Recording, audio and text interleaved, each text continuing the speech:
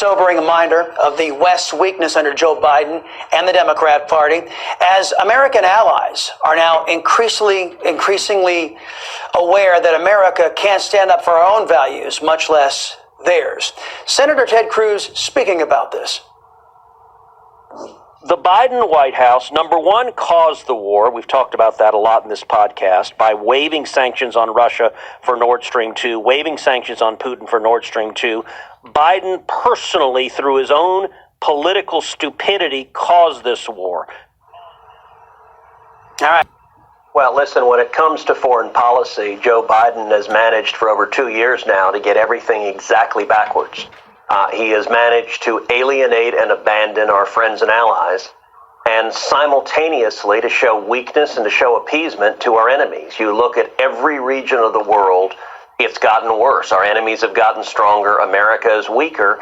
And the reason is simple. When you have a commander-in-chief who is fundamentally weak, you look at roughly a year ago, a little more than a year ago now, Biden's disastrous withdrawal from Afghanistan, his surrender to the Taliban.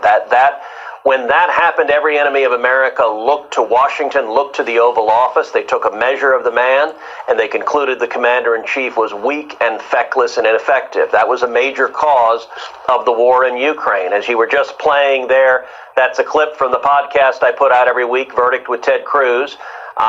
This week we did a deep dive into Ukraine, explaining what's going on there and the degree to which Joe Biden personally caused this war. Why? Because he personally waived the sanctions that had been put in place on the Nord Stream 2 pipeline. I authored those sanctions. I wrote that legislation. Donald Trump signed them into law. And Joe Biden, when he came into office, waived those sanctions. He let Putin build the Nord Stream 2 pipeline, which enables him to get natural gas to Europe without going through Ukraine. And the immediate next step Putin did was to invade Ukraine. And so if Biden had just found the guts to stand up to Russia, to stand up to Putin at the outset, we wouldn't have this war. And I got to tell you, even now, a year into the war, there's an incoherence in how Biden is approaching it, because the Biden administration is literally funding both sides of this war.